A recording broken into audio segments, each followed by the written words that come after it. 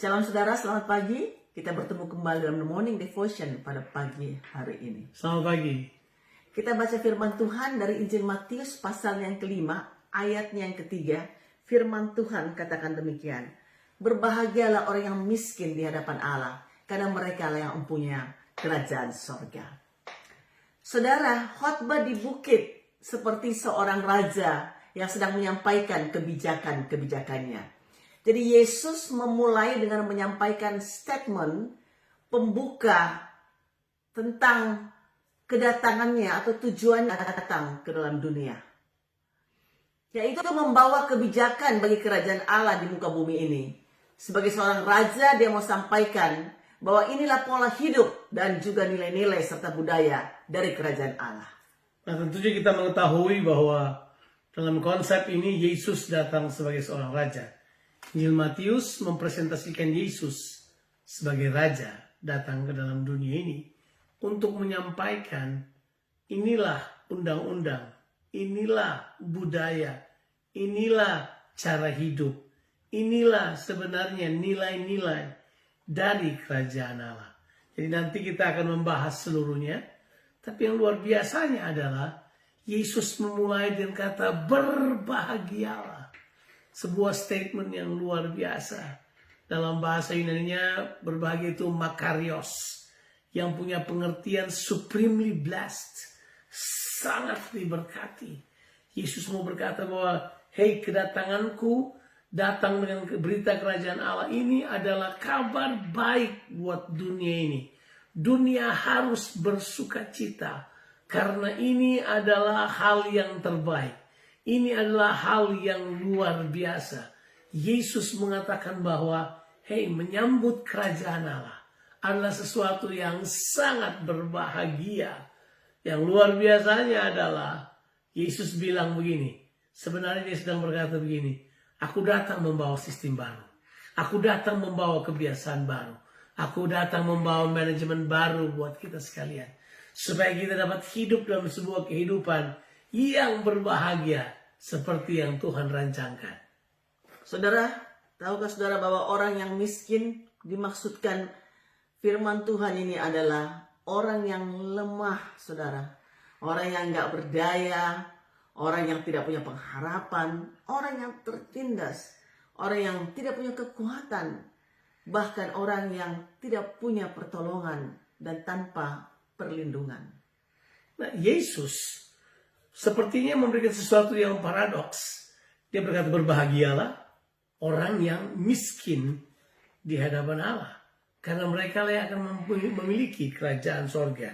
Mereka lah yang akan mempunyai kerajaan sorga. Itu yang Yesus katakan. Sudah bisa bayangkan paradoks ini? Sebab dia memberitahu begini.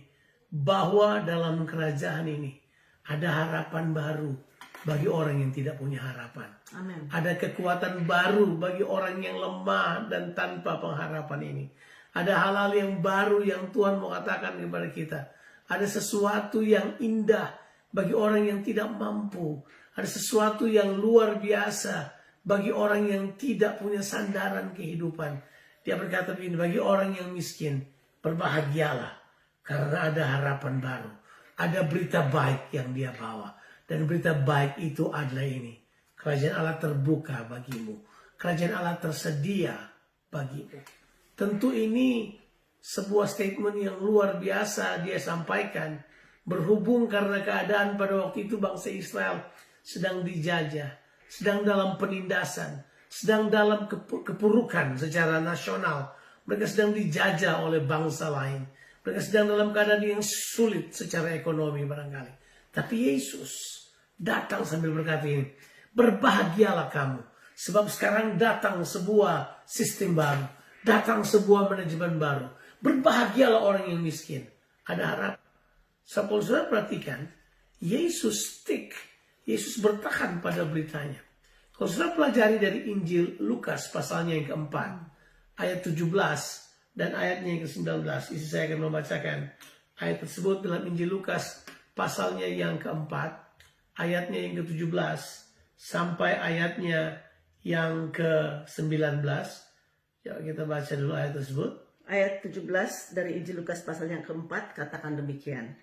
Kepadanya diberikan kitab Nabi Yesaya, dan setelah dibukanya ia menemukan nas di mana ada tertulis, Roh Tuhan ada padaku, oleh sebab ia telah mengurapi aku untuk menyampaikan kabar baik kepada orang-orang miskin, dan ia telah mengutus aku untuk memberitakan pembebasan kepada orang-orang tawanan dan penglihatan bagi orang-orang buta, untuk membebaskan orang-orang yang tertindas, untuk memberitakan tahun rahmat Tuhan telah datang. Coba saudara bayangkan, pada waktu itulah Yesus sudah mengatakan bahwa hari ini tergenapi di depan kamu. Itu kan natsnya memang bilang itu.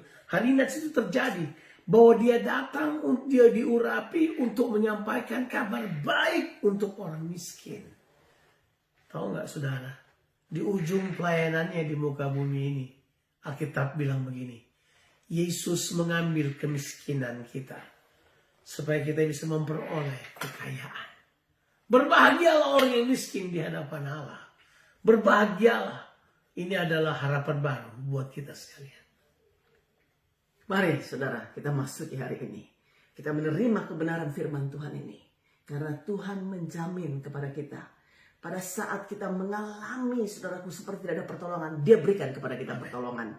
Pada saat kita mengalami, kita merasa lemah, Dia berikan kepada kita kekuatan, saudaraku. Pada saat kita merasa bahwa kita tidak berdaya, ada kekuatan yang supernatural yang Tuhan berikan buat saudara dan saya. Terima itu pada saat ini. Apapun kebutuhan saudara, Tuhan kita sanggup, Tuhan kita baik, dan Tuhan kita adalah Tuhan yang sungguh-sungguh menikmati kalau kita boleh mengalami semua yang Dia janjikan kepada saudara dan saya. Tuhan Yesus memberkati kita. Amin.